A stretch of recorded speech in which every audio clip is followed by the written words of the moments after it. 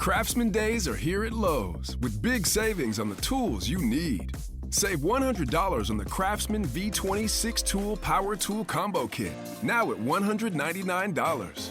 No matter what the project is, Craftsman's high-quality, high-performance products empower you to build on. Stop by your nearest Lowe's store and check out the full line of Craftsman tools today. Valid through 6/18 while supplies last. Selection varies by location. Always follow the money. That's what I always say. You always follow the money. Yeah. This is Follow the Money with Mitch Moss and Pauly Howard on VSiN. Here we go. Welcome in. It is Follow the Money on VSiN, the Sports Betting Network. Mitch Moss, Pauly Howard with you live in downtown Las Vegas from the Circa Resort Casino. Big show lined up today. We're going to hit everything. You name it, we're talking about it. Major League Baseball card with props, Stanley Cup Final, NBA Finals, what happened in the state of Illinois. Derek Stevens on the program a little bit later on. Jensen Lewis on the show as well. Scott Agness to talk NBA Finals coming up in 30 minutes. But we do have to react to the big news in the NBA it broke about an hour and 15 minutes ago. And to me, this is a totally reckless overreaction by one of the biggest organizations in any North American sport, the New York Knicks. This is maybe part of the reason why it had been 25 years since you were in the Eastern Conference Finals and why you failed to win playoff series going back a long, long time. I said yesterday, you asked me if they're going to overreact, and do you concur? I said, they can't. That'd be silly. This is the one thing that they could not do. And they did. I hate the decision. If they don't have somebody lined up by like tomorrow and announce them, that even it pushes my reckless thought it accelerates that into warp speed then. What are they doing, Pauly? I would hope that Rose has the game plan. I don't know who the guy's going to be. That's the other thing. I asked a Knick fan, what are they doing? Same question you asked me, and they said being stupid. I can't. First time in 25 years you make the conference finals, and this is the fall guy here? That you thought you were some super team and actually underachieved? I don't know. But the whispers started. We thought he was in trouble with the Pistons series, but they won that series, and then they shocked the Celtics, and then still it wasn't good enough. So what happens now? If that series plays out like the betting numbers suggested, right, and Tatum doesn't get hurt and the Celtics don't blow those 20-point leads, and Boston beats the Knicks in 5 or 6 games, is Thibodeau fired then? Or was that, well, we had a really nice season. We'll have year 2 of the trade with Karl Anthony Towns bringing in Bridges. We can maybe, and now, we can get to the Eastern Conference Finals maybe next year, and that's going to be another big step. Or was it that they had home court and they got past the Celtics in 6 games? They had home court to go to the finals, and they lost the first 2 games. They completely blew game 1, and they fell apart, and they eventually, could not even get it back to game 7 at home in that finals there. Is that the reason why? That's totally illogical, man. Just extended him last summer. Yeah. Through 27-28. Fourth most wins by a coach in franchise history. The players have his back. At least what Brunson said, and Hart and others tweeted and said after they were eliminated by the Pacers.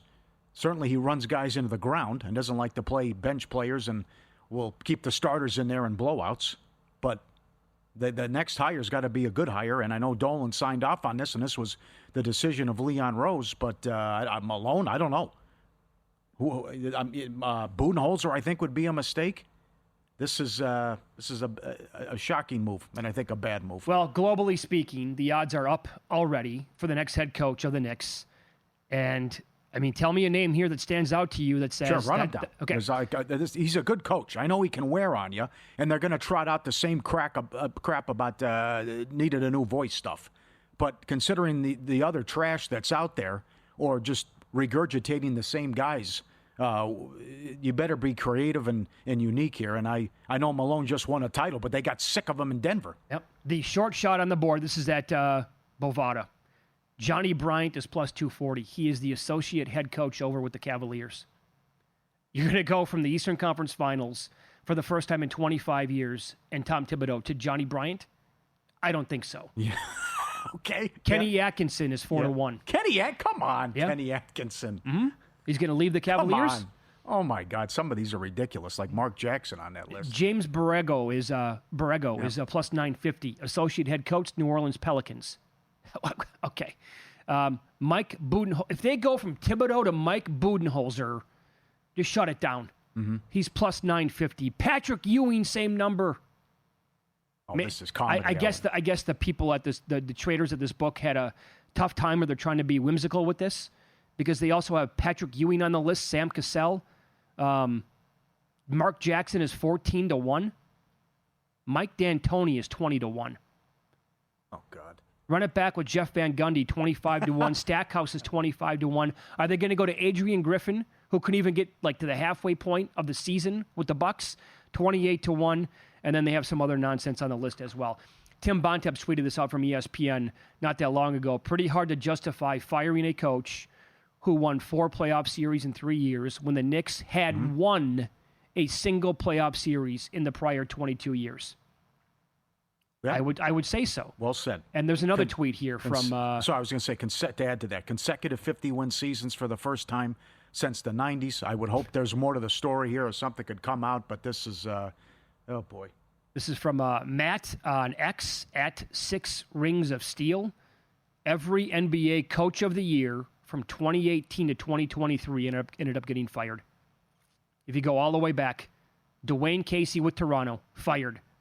Budenholzer, fired with the Bucks. Nick Nurse, who replaced Dwayne Casey, fired by the Raptors. Thibodeau got the axe today.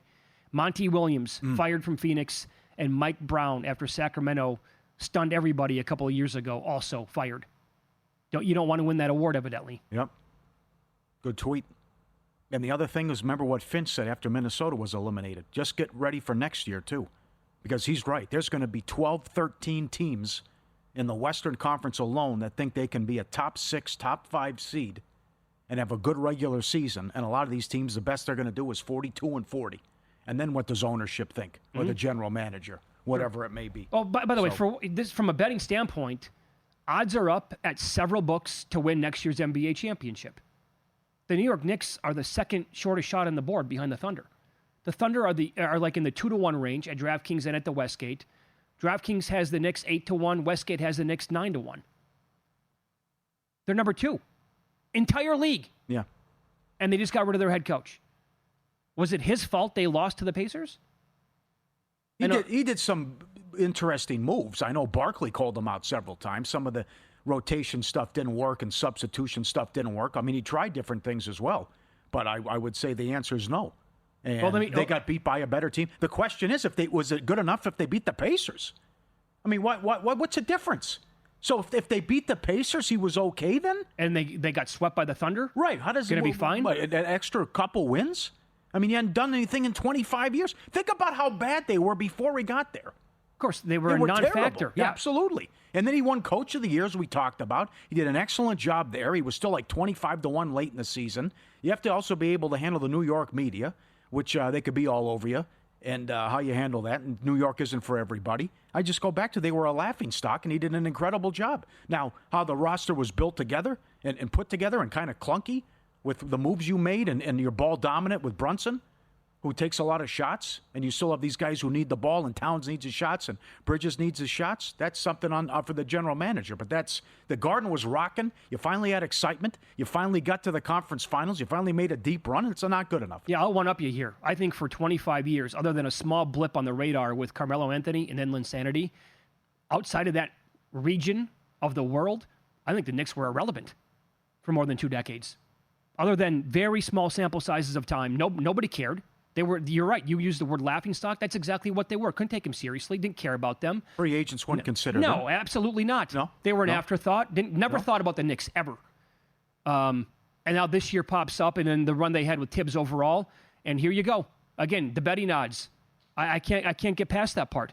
Number 2 on the odds board. They're like, nah. And if they don't have a guy named, what if they reach out to like 2 or 3 guys and like, nah, we don't want it.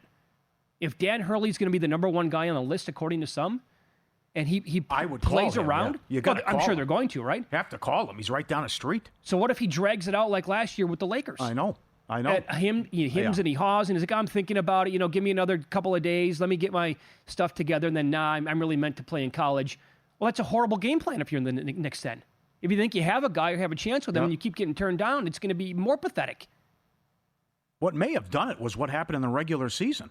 against the top 3 teams in the league. They went 0-10 and were outscored on average by 16 a game.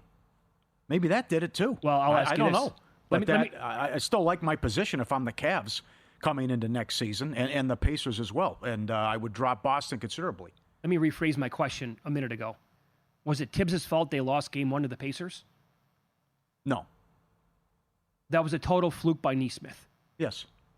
They stopped playing. The players said it, though. They relaxed, and they weren't guarding anybody and switching, and he hit a bunch of threes. So if they don't blow that game, they did a bad job and they with win it, it, right? And then they eventually win the series? Yeah, Tibbs isn't shooting free throws. No, of course not. It's not his fault. It wasn't his fault they lost the game. Towns is 90%. OG missed one. That's right. And Nesmith hit 8 from the parking lot. Uh-huh. Okay. I love it, by the way. Like organizations always tell fans and media not to overreact. Here's Exhibit A of an organization. Yeah, right. Completely going down that path. Yeah, I know. I want to be at the press conference, and I want to see what the response is. What if they would have beat Indiana? Then he would have been okay. Oh, they got it. They'll ask every single question. Yeah, yeah. they will. They'll throw the entire book at him. We'll ask Mahoney in 45 minutes. Bet smarter this football season. Become a VSiN Pro subscriber today. Get a full year, $199. And the free pre-order of the NFL Sharp Betting Playbook by Josh Applebaum. No-nonsense guide to reading the market, spotting sharp action, and making smarter bets. Every pick, every host, every guest. The morning email from Bill 80, the betting splits from DraftKings and Circa, the dog videos as well, and the upcoming NFL betting guide, which drops July 1st. You have a lot down your plate. VSiN.com/subscribe. Code BOOK to sign up. VSiN.com/subscribe. Were you stunned today when you heard the news? No, I wasn't stunned, but it's like... You were at least surprised a Well, little. the mind was made up, though. Come on now. The season ends Saturday. Done. They wait, and then a couple of days later, they fire him. I mean, they knew what they were going to do. I was surprised. I really was. Up next, we'll get into today's Major League Baseball betting card. Look at Pauly Howard betting and recommending the Rockies yesterday. Oh, who could possibly do that? And he wins it. Is he going to go back to the well with them one more time tonight?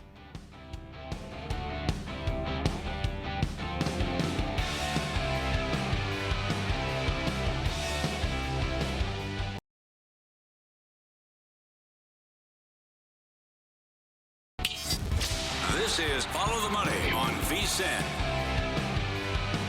To go back to the first segment of today's show, Knicks being reckless, firing Tom Thibodeau. If you think that was bad, I thought your call yesterday on the Rockies was 10 times worse. I didn't know what the hell you were doing. And then it's 3-1 Marlins basically when we get off the air.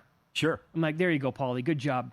And they come back. They win 5-4. I know. They only give up one more run after that. Should they be $2, though? It was a bet against Mayer, and they got some runs off him. And Goodman had 2 bombs, but I think this price is asinine today as well. I was going to say, you got to go back to the well. If you liked him last night, you got to like him again today. Right back. Don't let him get hot, right? As you always tweet. Here we go. The drought ends. The streak comes to an end tonight. They've lost 22 straight series. They have won back-to-back games this year. I think it happens again. Sandy cannot be $1.75, $1.80. He's the worst pitcher in baseball. Yeah, numbers don't lie. He really is. 0-7 with an ERA of 10 in his last 8 starts.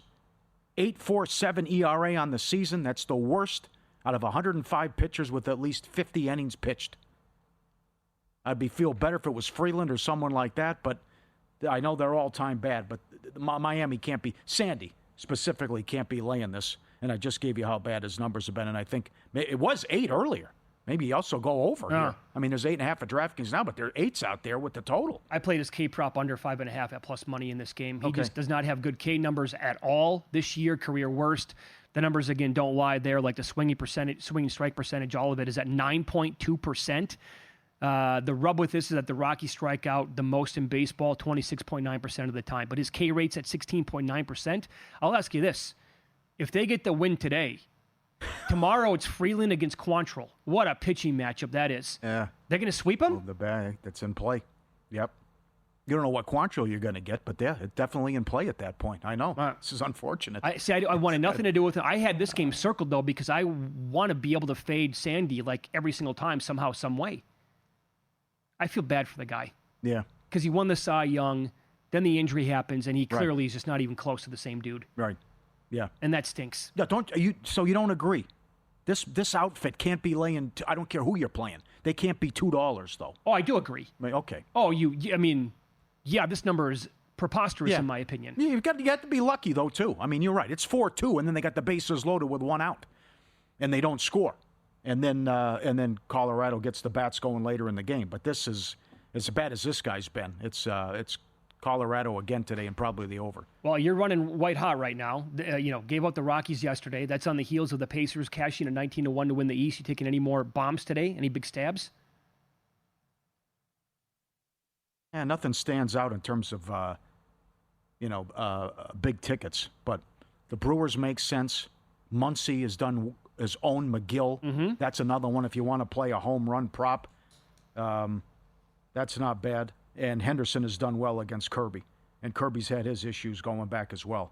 And I wouldn't put you off Yelich to go deep again. Guy's hitting 500 the last 10 games. He's got a couple bombs against Green. I do have to come back and take the Brewers, though, too. Brewers won again in Cincinnati.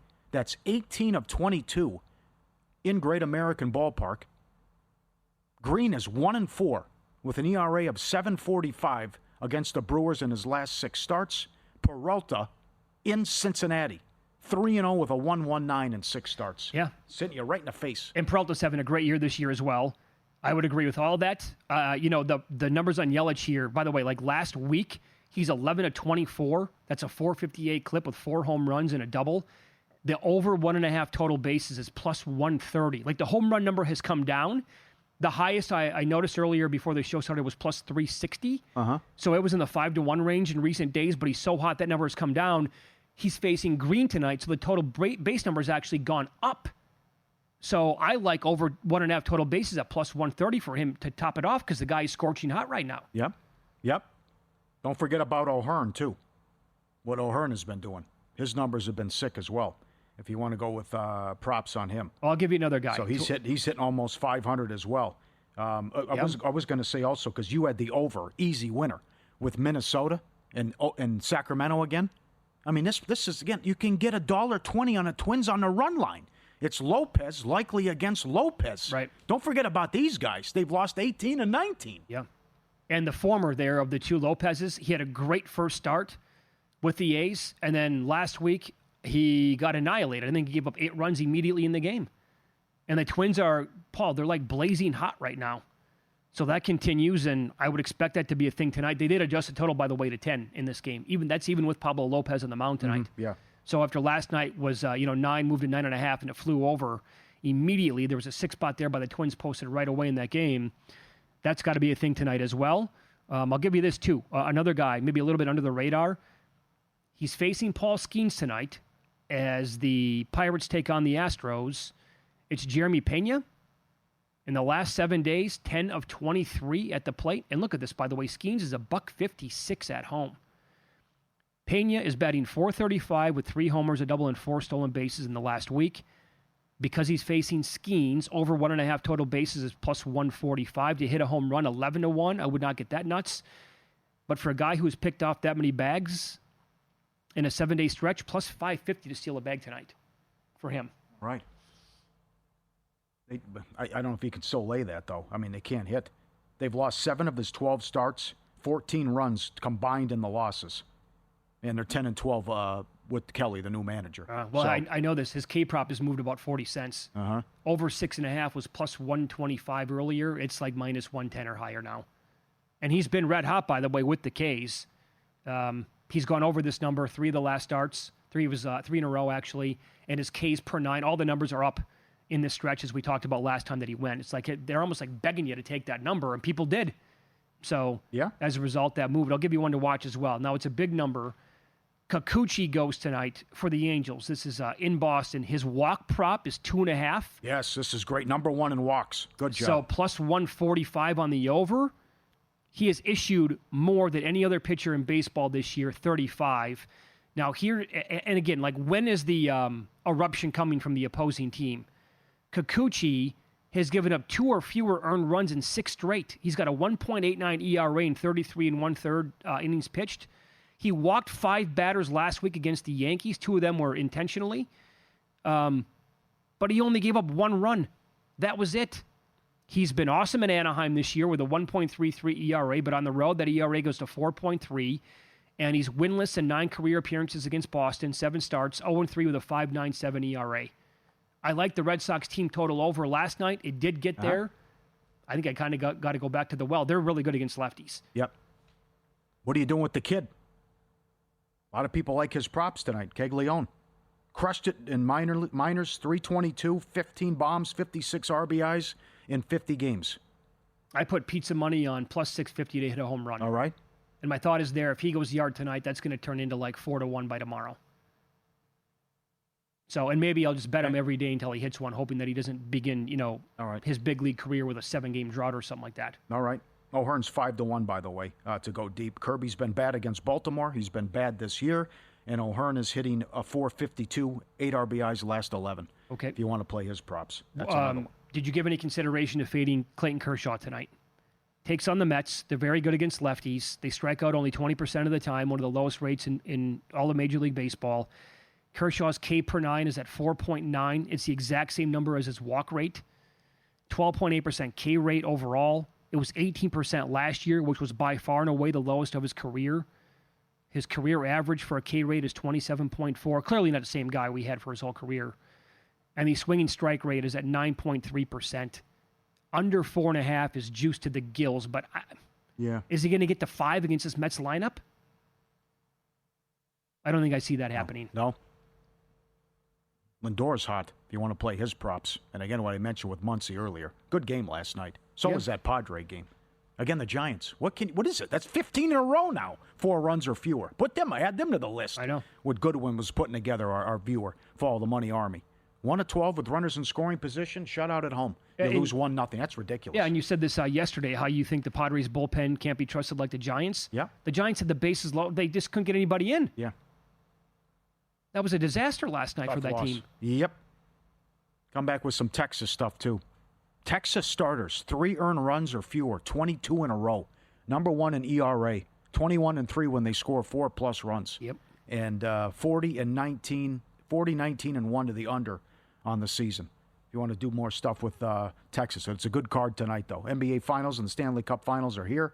ProfitX peer-to-peer sports exchange available in 40-plus states, the first of its kind in the U.S. You'll make your picks against other groups of fans rather than against books. Exchanges guarantee you the best odds on average by 10 to 20%. You can even request your own odds and download it today with code VEASAN. Earn up to $200 in profit cash over your first month.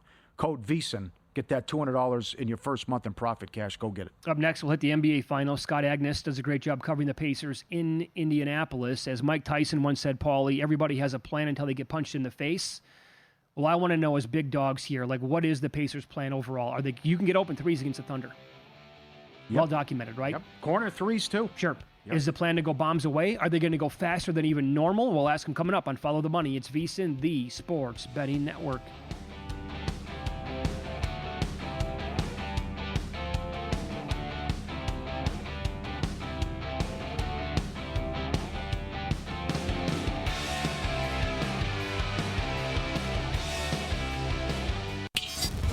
This is Follow the Money on VSiN.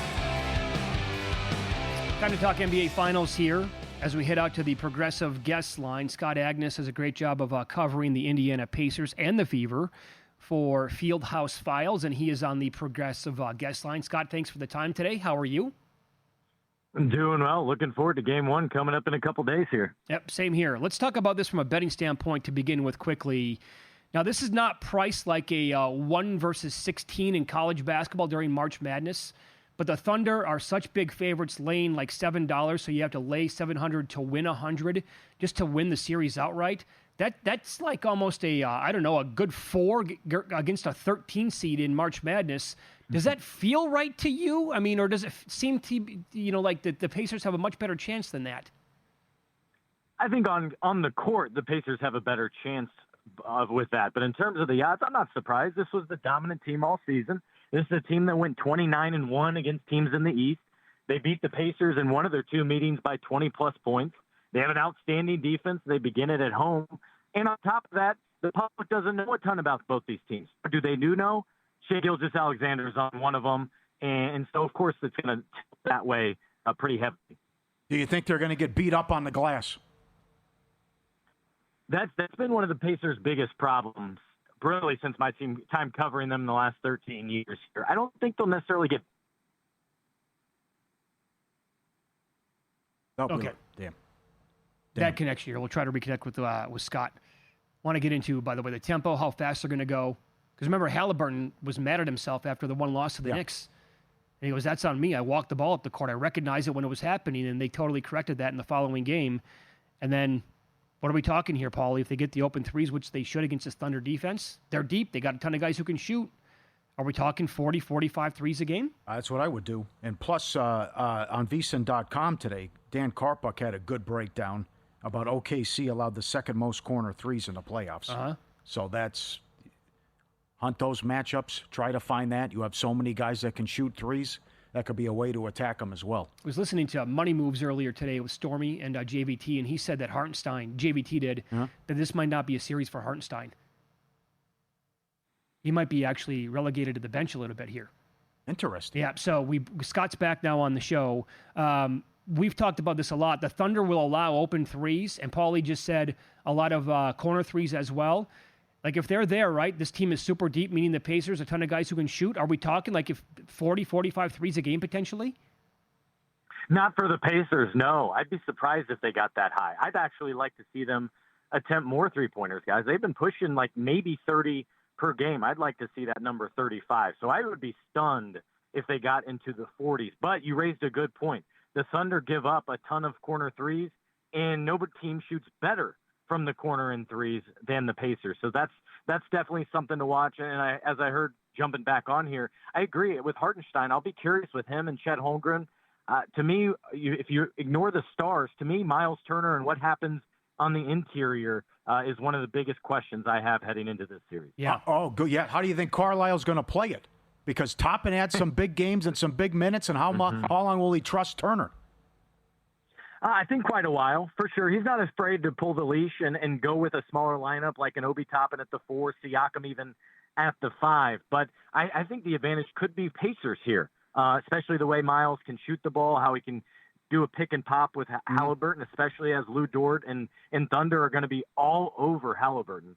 I'm very curious to see what he's able to produce offensively, because that's the number one thing the Thunder are going to try to take away. What about in terms of tempo overall? In Indiana now for a couple of years, obviously they go very fast. They're one of the fastest teams in the league. And I referenced that point after Game 3 when Halliburton told the media after they lost to the Knicks, he's like, yeah, you know what? I recognize I was walking the ball up the court in that game. I can't do that anymore. We got to push it. And in Game 4, I thought they set the tone immediately, because after a Knicks bucket, they came back down and scored. They retaliated like right away in the opening seconds to score within like 4 seconds. And like, okay, they're setting the tone here tonight. Are they going to go warp speed pretty much the entire time? That'd be their hope. But here's the interesting thing in all this is the Thunder have a better pace in this postseason, and they also have scored more fast break points than the Pacers in this postseason. That's one of the great similarities I see between these two teams, in addition to the makeup of the team, how so many of these guys were maybe counted out in their previous situation, traded away and acquired here by their respective teams. But from a pace standpoint and endurance standpoint, I think they're similarly matched. OKC's been taking it away from everyone and forcing turnovers all year long. Well, you think that'll continue, or the Pacers are so good with the ball and Halliburton that they'll take care of it?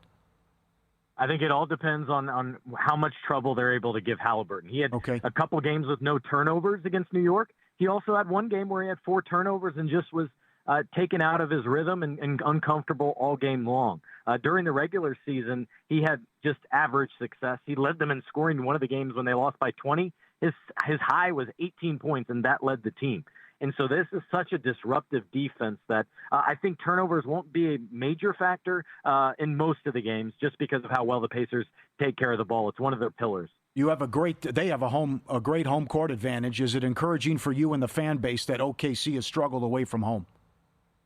Yeah, I think that's the one thing if you're the Pacers you got to lean into, right? Because they've been dominant at home, OKC has. So you have to realize, hey, if we could just get game 1, that's the one I've been thinking about here, right? Like, maybe I don't technically completely believe in it, but especially back in the day with Peyton Manning and the Colts here, you'd always have that end-of-the-year debate, is it rest versus rust? Mm-hmm. Well, the Thunder have been off for more than a week now heading into this. The Pacers, little less time. They have, a little bit more of basketball they've played over the last couple of days. If they could get game 1 come back to Indianapolis with that crowd that you alluded to there, then I think that sets them up for success in this series. It'll be tough if they drop both of the first two games, then really feel the pressure and some urgency as they return home. Mm-hmm. Do you see a big spot here or a big opportunity for one of the others here on the Pacers? Like Mathurin against the Knicks struggled to open up the series, but he came on like gangbusters late. Is there a player here, like maybe on the bench, that you can see like having a really big series?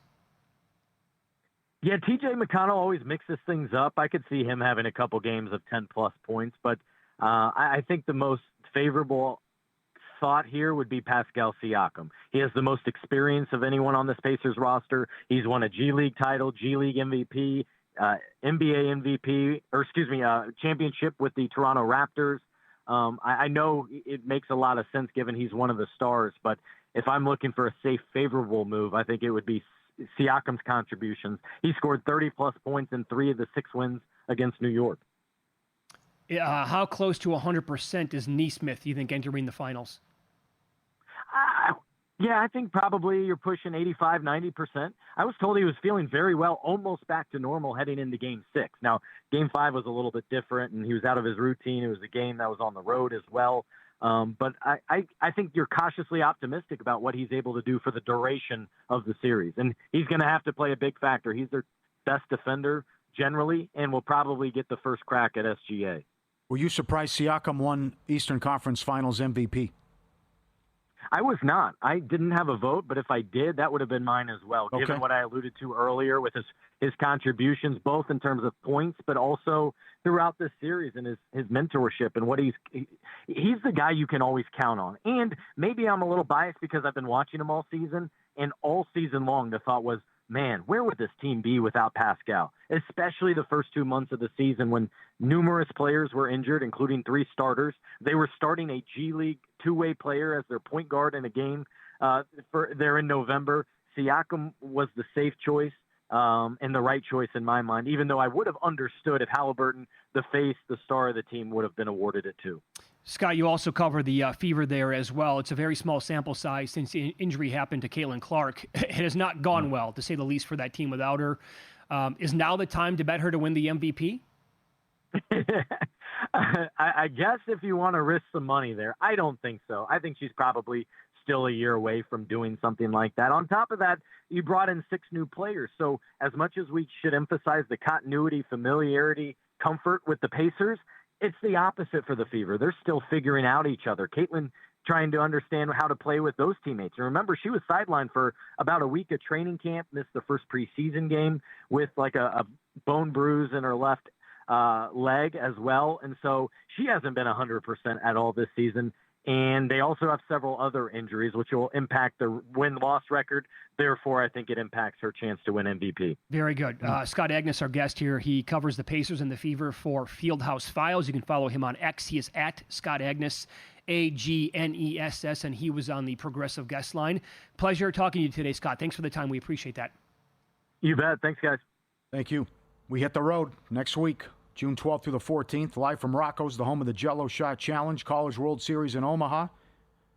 Catch Money Moves and us live from Omaha. Special Saturday show, 9 to 12 in the morning, local time, bringing the sights, sounds, and best bets from the tournament, U.S. Open, NBA Finals, Stanley Cup Finals. If you're in the neighborhood, stop by, say hello. Rocco's, the home of the Jell-O Shot Challenge for the College World Series, the 12th through the 14th in Omaha. We were kind of close to getting maybe like a Little Rock against Coastal Carolina. Only the max number is 3 SEC teams that can make it. Unbelievable What weekend. happened? Strength of schedule. Sankey, what happened, buddy? Win some, lose some is up next. I wonder if anybody bet this last night because it was 100-1. Pauly with the details coming up.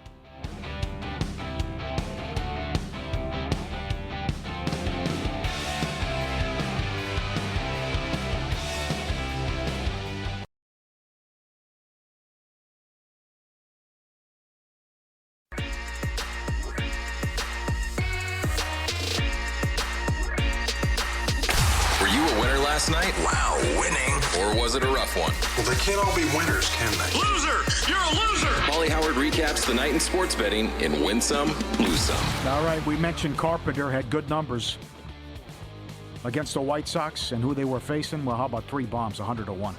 How about that? No problem. Anybody bet that? I can't imagine. I mean, honestly, would that even, if you saw that on your phone when you were looking, would you say, I'll take some of that? Yeah, right. 100 to 1, I would not even consider. I know a couple people who bet home run, but that's, 100 to 1's light, too. You think it has to be. Hit 3? Yeah. I mean, that's Goodman, 2 bombs, 40 to 1. Lindor, first home run of the Mets game, 9 to 1. Home run, 4 to 1. The Mets have won 27 games in a row that he's hit a home run in, going back to last year. We talked about it's the second best run in the divisional era for home teams yesterday, and road teams went 7-0 yesterday. How about that? Yeah. Best since 2013 in a night. 7-0. Tigers, $2 up to $2.50, no problem. Rockies plus 165. College World Series, getting close. College baseball, North Carolina, 230 up to 280. Tennessee, 260 up to 310. And Murray State, plus 270. They're in the Super Regional. What were they? I'll have more numbers when you're done. Got that? You got it? Yep. Oh, man. You're right about it. And with Little Rock had the lead. Subscribe, be part of the team, vsin.com, our radio and podcast friends. Send in these videos. We'll put you on. A couple lose some here. This is a tough beat that the dog, you can't have both, buddy. He's got the toy in his mouth, and then the human's giving him the nugget, and he's trying to have both. And he can't, you're not going to be able to do it. You have to spit out the toy if you want the nugget. You can't get it. You can't. Come on, buddy. It's all right. We love you, though. But you can't have the toy. Okay, finally. He spit the toy out to get the nugget. Is it a toy can of or a bottle of Tabasco, too? It's hot sauce, yeah. Oh, good call. Yeah. It's a good call. Yeah, right. They make you, it's creative, the stuff they have. I got Jordan like the Starbucks one that they sell, and he likes that toy as well. This dog is terrified, and I don't blame him. King Kong comes. He's watching King Kong on the big screen. And then when he's got the toy in his mouth, and then when King Kong appears, he starts freaking out, and he wants to protect the gal there on screen as he keeps looking. This is as the human is filming the back and forth. Now he coming up trying to save the day. Doesn't know what to make of it. Do your dogs freak out when there's anything on television? My dog Dexter used to, yeah. Any other dog? He would go nuts. He's the only one. Really? Mm-hmm. Yeah. No, like weird movements, whatever, like weird animals, yeah. Yeah. Remember the one we showed where Darth Vader came on the screen? Oh, the dog and was the dog was hiding behind the couch. Yeah. Yeah. This guy wants a piece of King Kong. That's excellent. We love puppies. We love all dogs. These French bulldog puppies here. And these guys, you won't believe the end. He's trying to get the sleeping position here and get comfortable with all his brothers and sisters. And there's like 5 of them, and they're all sitting down in this little bed here, and the little fella, and he can't get the right spot. But where's he gonna go? And I can't get in the middle. And if I want to go on the side, and now I go on the corner, and then my face up against the wall, I rest my head on the other guy's face. But the final resting position is the shocker about where he decides to wind up after all this. He's on top of one guy. He's on top of another. He gets on the side. He's got the head up on against the wall. And then it's the damnedest thing. And then finally how he decides to close it. Okay. That's not good. Straight up and down. Yeah. Oh, sure, yeah. Face buried right in the rug. Yeah. Oh, he's going to feel that tomorrow. No good. Final jewel, the Triple Crown is here. Belmont Stakes. No better time to bet the races than First Bet. New users get a $200 sign-up bonus. Promo code VSIN200. Whether you're a seasoned horse player or brand new to the sport, First Bet has all the tools to elevate your game. Download the app. Go to firstbet.com/VSIN. Sign up today. Promo code VSIN200 for your $200 bonus. Go get it. All right, some of the details on the college baseball tournament. Last night, LSU trailed Little Rock 5-1 going to the 4th inning. 5-1, Pauly. Little Rock was 12-1 to win the game before it started. We talked about it on the show yesterday. They beat them on Sunday night, and they were 14-1 dog then. LSU scored 3, added 1 in the 6th to tie it at 5-5. Little Rock was 5,000-1 here at Circa to win the entire thing before it started last Friday. 5,000-1. They had a horrible record. Murray State. What a story that would have been. Yep. Before it started, Murray State was 700-1 here at Circa. They're alive. UTSA 125-1. I saw 175-1 offshore. Some of these other numbers seems light.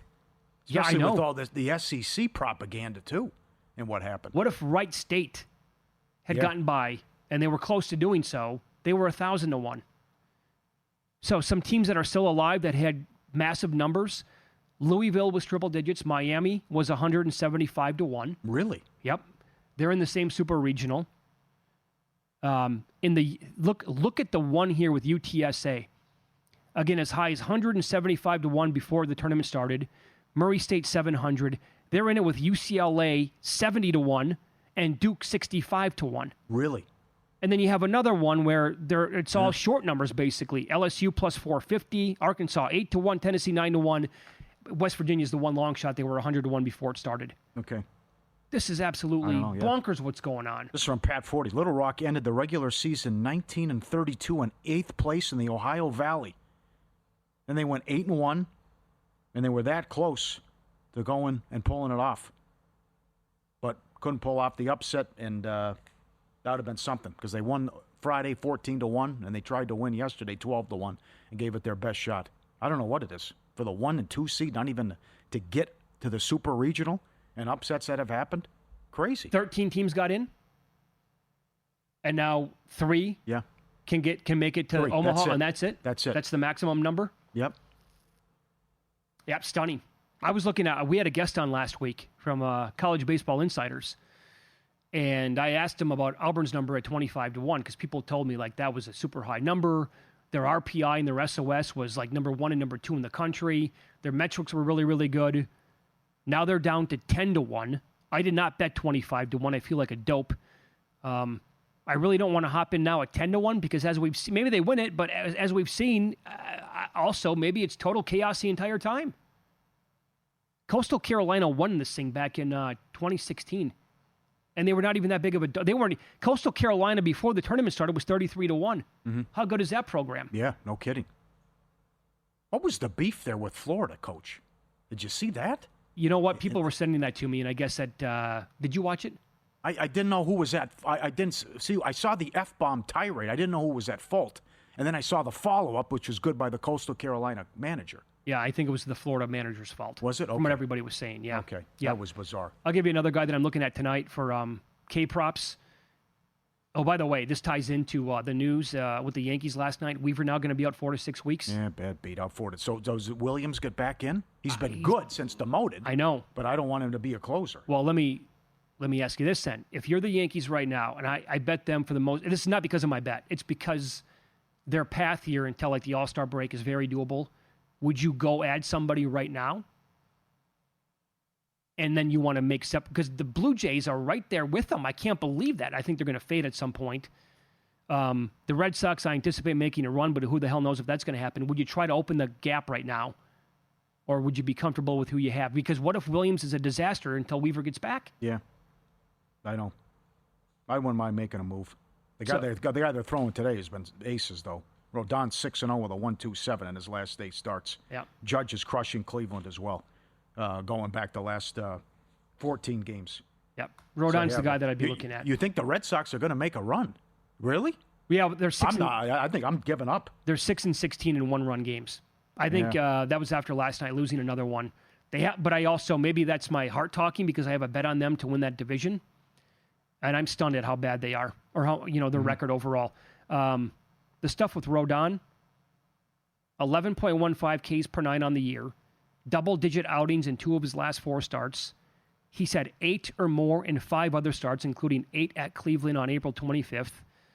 The Guardians strike out at 21.6% of the time. That's 17th most in the league. But that number goes all the way up to 25% against lefties and other lefties against Cleveland. Skubal had 13 last Sunday. Reagan's had 10 earlier in the year. Yeah. His K percentage is at 31.7%, highest since 2022, third highest of his career. So 6.5 minus 110 here at Circa. I think I might be riding that with Rodon. Last week, Mike Somich did a baseball article on VSiN and made the case on futures for the Braves.